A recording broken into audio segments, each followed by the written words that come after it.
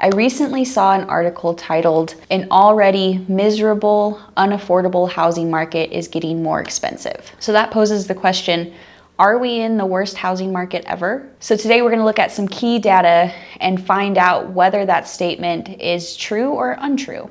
Let's start by talking about home prices. Affordability has been a big concern in the industry, but I'm here to tell you that the reality may be more encouraging than you may think. So let's look at this graph.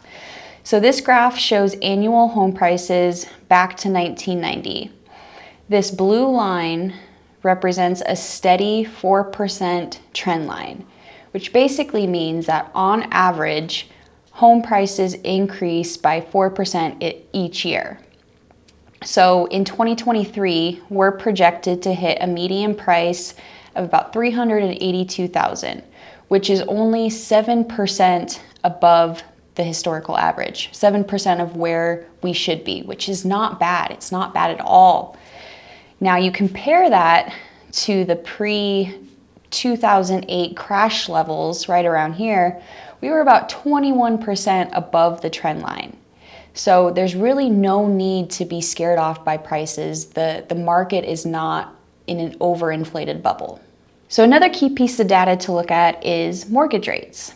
So this graph basically looks at what the average mortgage rate has been since 1972. So this yellow line that you see running right across the graph, this shows you that since 1972, the historical average of rates has been about 7.8%. So it's really encouraging. Today's rates are actually below where that average is. While we did experience exceptionally low rates a few years ago, those were just that, an exception. We're still well within a reasonable range. So transitioning back a little bit to affordability, like we mentioned, affordability has been a major concern among home buyers.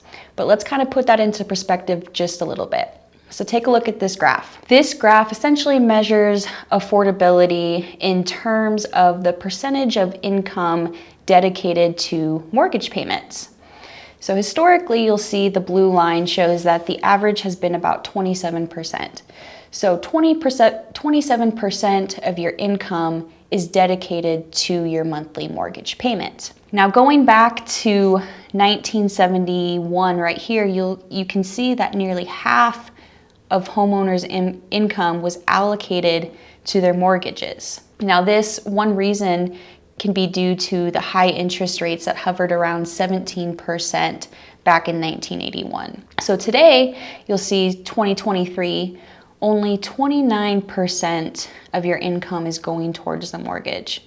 We're not too far off where that average blue line is. So now let's talk a little bit about home ownership and equity. We kind of touched on this last time, but this graph gives you a really good perspective of it all. So currently there are about 87 million homeowners in the US. An impressive 39% here in the purple, they own their home outright. That's a huge number. Of the homeowners with mortgages, about 31% have 50% or more equity, and another 30% have less than 50% equity.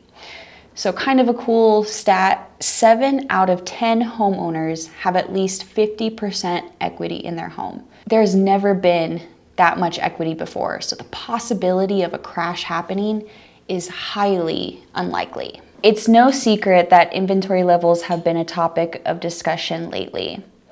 This graph shows you what the average new home starts are on a national level.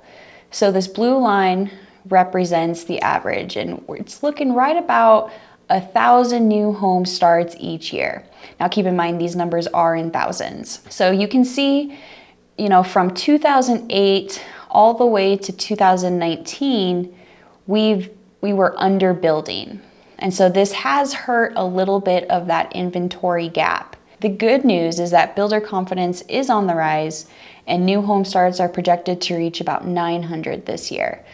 Just slightly below the historical average of 1,000, but it's still a good sign that we're making progress towards closing that inventory gap. So is this the worst housing market that we've seen, and is a crash imminent? No, we're far from it. The market is still holding very steady. It's very strong, and the likelihood of a crash is incredibly slim. If you're considering entering the market or investing, now is a great time to do so. Give us a call today and talk to somebody on our team who can consult with you and give you the true facts. Remember, it's never a bad time to buy a good piece of real estate.